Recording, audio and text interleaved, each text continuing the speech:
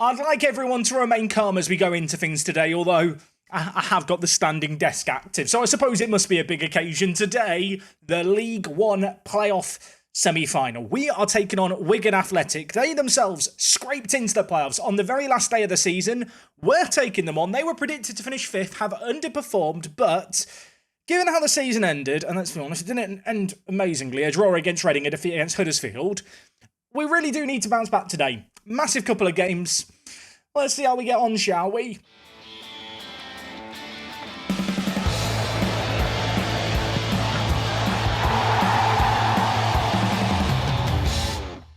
Yes, folks, how is it going? Welcome back to Park to Prem. Today is episode number 61, and as you already know, it is the playoffs today. A massive game against Wigan, both away and at home. Truth be told, having missed out on automatic promotion like we have, I'm a little bit gutted, but today we are going to endeavour to bounce back. We've got a big challenge ahead of us, though. Wigan, a very, very good team. If you're wondering, who's their key player, Jack? Apparently, it's Lasse Sorensen, who, when I look at, I'll be honest, I'm a little bit underwhelmed by. I mean, in terms of their actual player that we need to fear, it's this man, Whitnell. This man has ridiculous jumping reach and ridiculous heading. He's got 19 goals in 32. He is their top goal scorer.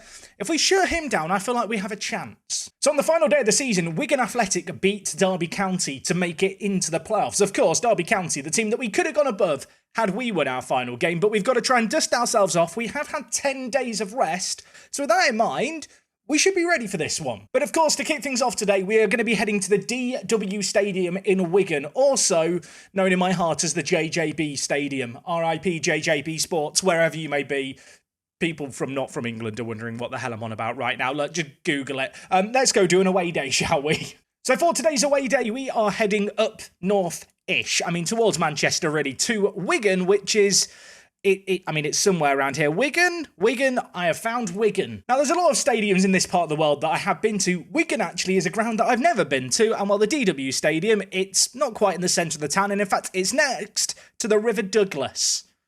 Great name for a river. I don't know why the name Douglas is so funny to me. It's like when they name tropical storms really friendly names, like just middle-aged men names. As lovely as Douglas is, though, we probably should focus on things today, and first things first, car parking. Is anyone else's eye caught by this? Car parking over here in a love heart shape. Isn't that romantic? Over to the north, more parking by the river. Is there any more parking going on? There's even more parking here. And then Wigan Warriors, well, I assume, do Wigan Warriors, the rugby team, do they play at the DW Stadium or do they play here? I'm going to assume they play in the stadium. I mean, the clue is here. There are rugby lines on the pitch, everyone. Great detective work today. I mean, here we have the entryway to the stadium. Of course, Wigan, once upon a time winners of the FA Cup, not a million years ago either. And I mean, look at this stadium. This picture apparently was taken in 2018. Does anyone else feel like it's got a bit of 1990s energy about it? Maybe that's just me. Now, I'm a little bit sad to report there is no footage from within the stadium, but we can do a full lap, so I guess we'll just do a lap. Although this side of the stadium, there's not a great deal going on. I mean, as I do a tour around the outside of the DW Stadium, it's a little bit depressing. I don't know this for certain, but I think I read it in the comments section. The DW Stadium was actually made by the same people who made the Bolton and Huddersfield grounds that we covered last episode. I suppose the clue here is the white kind of roof supports here. Isn't that just their trademark? They just love white arched roof supports in this part of the world. I guess that's a thing. I don't want to say it prematurely. I think this away day may well have peaked at the car park. There's just nothing going on. There's just a car park and that's it. And that alone does not make for a good away day. Right, let's dust off the Google Earth. Can Google Earth make Wigan exciting? We're about to find out. Can a car park on its own carry a football ground? I mean, they have got a river called Douglas next door as well, I suppose. DW Stadium, 5 out of 10. Average, propped up by the car park. That's the best I can say about them. Anyway, now that we've done that, we should probably focus on the game today. Elsewhere, Plymouth Argyle are playing Reading. Plymouth finished below Reading. Given the fact that Reading gave us a bit of a hiding at the end of the season, I'd quite like Plymouth to win that game. I feel like that would give us the best chance of actually winning the final if indeed we get there. When it comes to the squad for today's game, just one change enforced upon us. Unfortunately, Paul Little picked up a little injury, quite literally, in training. As a result, the greatest Scholman is going to come in and play at centre attacking mid. The Dutchman, propped up with a couple of important goals to end the season, had a little bit of a run on off the bench. This, I believe, is his first ever start. So if there's a time to shine, it's now. This is your stage, my friend. Elsewhere, we're going to stick with Kamara and Apshawn up top. They are, I think, for me, our best two striking options. And in fact, Apshawn this year has developed a hell of a lot. Look at this, man. Loves big matches. Today's the biggest of matches, Timmy boy. You better be ready. You might spot it as well. Beckford back in the team for McGrath. Beckford is a long-term option, I feel like, at 19 years old. We dropped him to end the season. Maybe I live to regret that decision, but he's back in the team today. The media are giving us credit. That showed that the praise is justified, lads. Wigan for this game playing a 4-2-3-1. I'd quite fancy us against that. Okay, there's a kickoff highlight. I don't know if that fills me with glee or dread. We'll see what happens. I suppose it depends on if it results in anything. Beckford to Pani, playing as our deep line playmaker, the man who stitches the play together. He's going to go wide to Hassana at right back. Skips past one, holds up the play for Hooper, of course, in on loan from Everton. He dinks it to Earthy. Players queuing up in the middle. Abshawn is one of them. And Timmy boy, he's offside. He's offside. Why did I not look for the flag? I mean, to be fair, He was a mile offside, wasn't he, Earthy, there? I should have spotted that. Okay, Wigan have had an injury to one of their players, so they've been forced into an early sub. Don't know what that means. Maybe that can work in our favour as well. With 20 minutes played, we're going to get our second highlight of the game. Of course, highlights have been few and far between, I feel like, this year. We've been a bit more defensively sound this year, maybe at the cost of some of our potency going forward. But, well, we could be left vulnerable at the back, but for a very good stop by Rigby, he turns it over. We do still have a corner to deal with, though. Wigan Athletic, plenty of men in the box committed to this. It's going to be Chilvers putting it in near post, and I'll tell you what, Rigby's done very well to turn it wide again. Richardson with the ball. Looks to launch it long. Scotty Williams is going to take that one down. Of course, Captain Fantastic. Kamara's offside. If we score here, I'm going to be sad. It wouldn't have counted anyway. At that time, I was prepared for it. It's a tad unfortunate, really, when you look at the match stats. It doesn't really take into account the fact we had two shots that were from offside positions. Naturally, they shouldn't count for anything, but they are just worth lodging in the back of your mind when you look at our lack of shots. And given the fact this is the away game, if we came away from this with a draw, that would probably be considered a success. But with the chances we've created, I think there's a goal in this game for us. And maybe it can come here, because Hassana, well, I was going to say he's got time and space in front of him. Not enough time and space. He's given away the ball, but Earthy's won it back. Kamara finishes it. I'm scared about an offside flag. I'm not gonna celebrate. I knew it was offside. I knew it. Second goal of this game that's been ruled out for offside. That one was closer. I mean, slowly but surely, we're getting closer to being onside. So, progress, I guess. Half-time in this game, 0-0. I feel like we've been the better team, even though the stats don't reflect that. So, Kamara, if the goalkeeper's the pepper and you're the salt, you've got to be this side of the chip spice. Okay, that's the offside rule, my friend. Just explain. My players don't know the offside rule today, so why not give them a demo? Has the pressure got to me today? No comment, Your Honour. I'm going to tell the players I'm not happy, but I'm not really going to expand on that. I feel like we've done okay. We're going to create a little, but we've not had a single highlight from them. They're playing this lone striker, and I feel like against a back three, kind of works in our favour. Beckford's on a booking. I don't trust him. He's coming off. Elsewhere as well, Hassana's on a booking. Don't trust him either. This is the game where away from home, the last thing I want is to go down a man. And I know what some people are thinking, Jack, just tell them to ease off tackles. I don't trust Beckford as far as I can throw him, and I can't throw him very far. Our play here, still 0-0. Not really a classic, but I feel like we're doing fine. I'm going to make a change, I think. Let's bring in Brandon Charles. Elsewhere, Scholman, not exactly shine today. We're going to bring in AC. Panny's on a booking. Panny is a player, though, that I do actually trust. So we'll tell him to ease off tackles after this highlight that's playing out. Wigan, actually, with a few men over on this near side. Not exactly what we want to see here. Richardson, can he get to the byline? Can he get it in the mixer? Crosses it in. Headed. Rigby saves. Rigby, by the way, he's on a 7.8 at the moment. Panny, instructions. Don't do anything stupid. Is it just me, or has Rigby had the greatest redemption arc for a goalkeeper ever? Go back to the episode at the start of the season, away against Burton. Read the comments slating him. I've stuck with this man through thick and thin. He's never let me down except that one game. But besides that, he's never let me down. And well, now, can we be rewarded for his goalkeeping by going up the other end and getting a crucial goal? Ball towards Ben AC, headed away. Lewis bringing the ball forward for Wigan. It's dinked forward. Whitnell looked offside to me. He wasn't offside. That would have counted. You know what? I'm going to switch to positive, I think, to just end this game. I kind of just want to see this one out. Hooper with the ball at his feet, the man on loan from Everton, listed as our key player, and well, not the greatest ball by him, but Earthy's persistence is going to pay off. Charles plays it inside. Ben Acey is onside. The hometown hero chips the goalkeeper for his 6th goal of the season, and in added time at the end of this game, Brendan Charles has linked up with his partner in crime. The two subs have linked up, and in a game where we've not created a great deal, we have committed a smash and grab here. Brendan Charles has rolled up on a moped. Acey's got off the back, just smashed the glass compartment. We've grabbed what we wanted from the jewellery display thing, and it's 1-0. Take that, Wigan. Upon reflection, maybe that metaphor did go a bit far, but I don't care. So I was about to say, I don't care because we've won. There's another highlight, folks. 10 seconds left. Don't hurt me, Football Manager. 1-0's fine. Loving the time wasting by Scotty Williams, by the way. Hooper. Can he do anything? The Super Trooper gives it to Haddo. He plays inside. Brandon Charles is through, and then Brandon Charles. That's why you're a League 2 quality striker, my friend. That was depressing to watch. And with that, surely that's the game. Scott Williams heads it away. I mean, is there more? Jay, what can you do? He's dinking it. Acey's already got one. He takes it down. He hits it and it's blocked. Okay, a bit of excitement to end this game. Let's just dial it back down to like a 3 out of 10 on the stress scale. This game's done now. 1-0.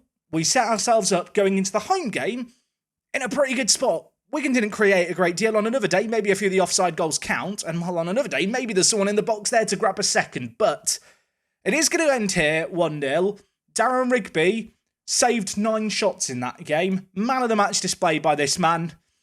I think I love him. Is it wrong to love a 23-year-old Australian who's not even a real person? I mean, most people would say, yeah, that is weird. That is wrong. If you're a Football Manager player, you understand. And elsewhere, it gets better. Plymouth Argyle have beaten Reading in their semi-finals. So right now at the halfway point, everything's going as I wanted it to. There's 2 battles going on today, by the way. There's the game against Wigan. There's also the battle against my hair because it keeps just flopping downwards. If you're wondering about that, every time I'm between highlights, sorting it out, it's a nightmare. Rigby man of the match. 42 passes completed. You were brilliant, my friend. I think I'm in love. I know what you're thinking. You said that earlier, Jack. No, I really think I am actually in love with him and it's a problem. Please send help. Okay, the second leg is 2 days away. So we're going to go rest up the players and come back for that one. It's a massive game. A win here. We're into the playoff finals. We're heading to Wembley. I start to get carried away. Do not go anywhere.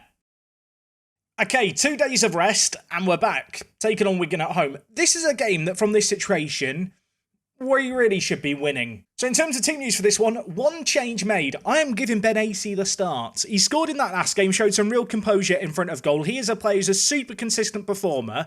I think he's been a reliable player to bring on off the bench, but I'm kind of keen to see what he can do in this game here, playing as the shadow striker. Elsewhere, everyone else holds down their spots. There was maybe a consideration to drop Pasana. Recent form hasn't been particularly good, but last time I criticised his form, then persevered with him in an episode, he played really well. So we're going to hope that lightning can strike twice. Can you tell today a bit more bouncy and energetic? It might be the painkillers I've had because of the dentist stuff going on. Maybe that's carrying me through. And for people wondering, Jack, if you make it to the final, are you really going to make me wait all weekend for it till Monday? Yeah, I am. I know. I'm a terrible person. Okay, the nerves are here for this one. If we were to make it out of League One, it would be massive to do it this early. Jay Haddo has picked up a booking immediately. I don't really want to take him off after 12 minutes, so we'll just tell him to ease off tackles. We're going to be a sensible manager, and I mean, so far in this game, home team, 68% of possession. I'm happy with that. If we have the ball, they can't do anything with it. Hooper's now picked up a booking. Am I going to have every player on ease off tackles by the end of this game? I think if we win this game, I'm going to consider this purple Park to Prem shirt a lucky shirt. If we lose, then it's immediately bad luck or something. How do you discover something's lucky? Do good things happen when you're wearing it? Maybe I'll wear it 2 days in a row for the playoff final. Oh my word.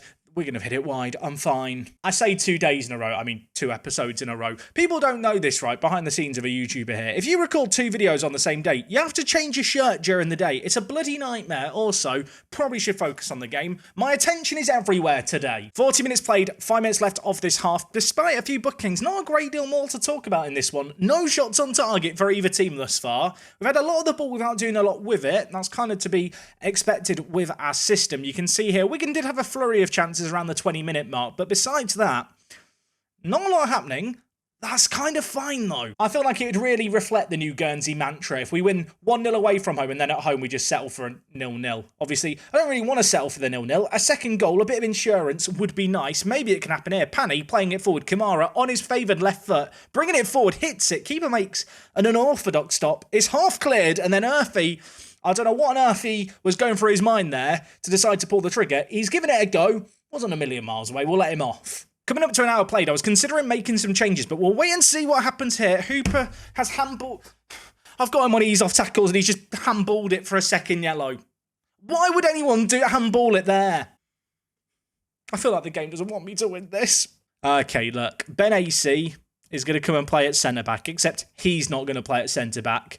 Jay McGrath is going to play at centre-back. Daniel Hooper. I mean, not only has he been sent off here for a second yellow card, he's now suspended for the final. I mean, this certainly is less than ideal. I'm going to take off. I'm going to do it. I'm going to take off Earthy and I'm going to drop Pani and Stewart into a bit of a hole in the team. Going to play a Segundo Volante in Stewart just so he moves up the pitch a little bit more. Stewart can actually play as a defensive midfielder. Can he play as a Segundo Volante? I'll let you be the judge. But elsewhere, Pani is going to have to play out of position, but we really don't have anyone like this man. So we're just going to throw him in at defensive midfielder and hopefully he can do a job there. Jay Haddo on a booking, I don't love. I'm going to have to take him off and bring him back. Elsewhere, Apshawn on a booking too. I don't trust anyone right now. We're going to make a load of changes, get off everyone on bookings. Going to drop just everyone a little bit deeper, try and see out this game. We're also going to go on to positive mentality. I'm going to play Kamara with Charles as a shadow striker in behind. I think that is probably the best way to line them up. Of course, once upon a time, Brandon Charles was naturally a centre attacking mid and only accomplished at striker. We made him into the striker that he became, but he can also do a job for us here. And I'm now looking at the clock thinking, let's just have a load of the ball. Let's time waste a little bit. Let's see out this game. In fact, let's just lower the tempo, shorten the passing. We don't need to look for overlaps. I just want to see us manage this game. Down a man, though, it's going to be a rough 20 minutes. Throwing on the far side, Hassana with it. Going to give it back to Beckford, of course. We are just looking to knock the ball around the back. I feel like that is completely in our interest at this point. We want to hold onto the ball, play it out, and then if there is a chance to maybe sneak up the other end, we will do some sneaking. Charles goes down in a heap. A penalty's given. I'm not giving Brandon Charles it.